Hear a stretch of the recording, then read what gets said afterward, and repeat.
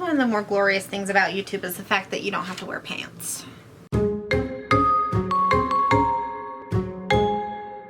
Hey kittens, it's Megan, and today is another book review day. We are doing a review on Scavenge the Stars by Tara Sim. Scavenge the Stars is a retelling of the Count of Monte Cristo, but it's gender bent, meaning our main character on the search for revenge is Amaya Chandra, and she has been sold as a child to a debtor ship. She has been working on it for 7 years, dreaming of freedom and the day she can reunite with her mother.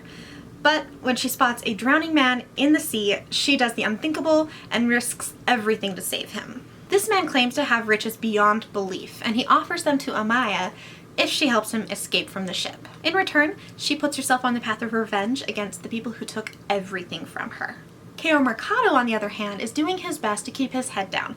He was born to an affluent family, and he has embarrassed them by amassing a huge gambling debt that his father has bailed him out of. So while he's doing everything he can to earn back his father's trust, his little sister gets sick, and the only way that he can help her is to go back to the Slum King he has finally escaped.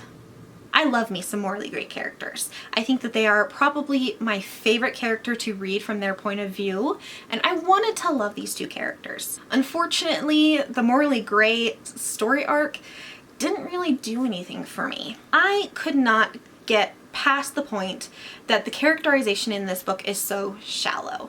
I felt that there was no real depth to the characters, and it didn't push the right buttons for me like the original source material does. There's no real conflict between the two characters until the very end of the story. And I mean, since the story is supposed to be about them and their journey and the paths that they take that take them together, not having any conflict there made for kind of a lackluster read. I spent most of the novel waiting for something interesting to happen, and by the time it finally got to that point where something interesting was happening, it was over.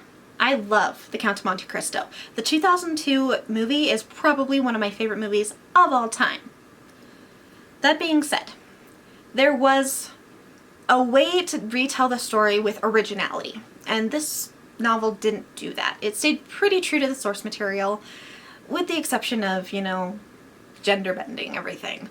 And I think that did a disservice to the story that the author was trying to tell. While it didn't feel like a stale plot, it felt a little bit like taffy. That's the best analogy I can come up with here.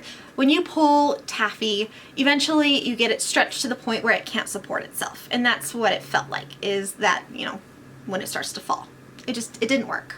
The world building in the beginning was awesome. It engaged your senses. It starts off with Amaya on this ship, and she is, you know, gutting fish. And I felt kind of gross just imagining the sensation, the smell, everything. That was great in the beginning, the whole pulling in your senses and everything into the world building. But then by about a quarter of the way through, it fell through. And it was a setting I'd seen a million times in a million books. There really wasn't anything incredibly interesting about it. The ending itself felt more like a springboard into the next book, which hasn't been published yet. And it didn't carry the weight of the story. It felt like everything building into it should have been, you know, the very beginning of the whole story rather than being split across multiple books, because it was so stretched. It could have been sped up a lot. It could have been the ending of book one could have been the inciting incident of the overall story to bring it into a fully encompassing retelling of the plot rather than piecemeal. One of the things that I really did think was original and I liked a lot, at least in the beginning, was the inclusion of the bugs. Now, the bugs are the children who were on the debtor's ship. And the first thing that the captain would do to them when he would bring a child on board is he would strip them of their name and give them a nickname of an insect. This kind of dehumanized them. And I thought that was a very horrifying thing to do, because not only are they being taken away from, you know, everything they've ever known, but you're stripping them of their name. And I thought that was a very intriguing way to start the story, and it could have been a story about the bugs helping her rather than her kind of doing everything on her own and just bringing them along, you know, just to say, hey, these are my kids. That's kind of it. They weren't really relevant to the plot later on, and I feel that they were underused.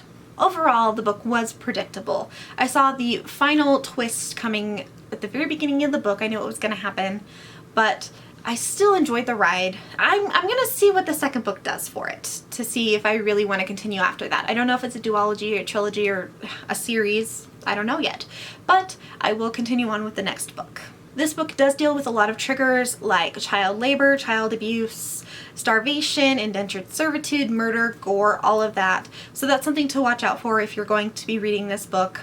But all in all, I did enjoy it. It was a great way to pass an afternoon, and I gave it 3 out of 5 stars.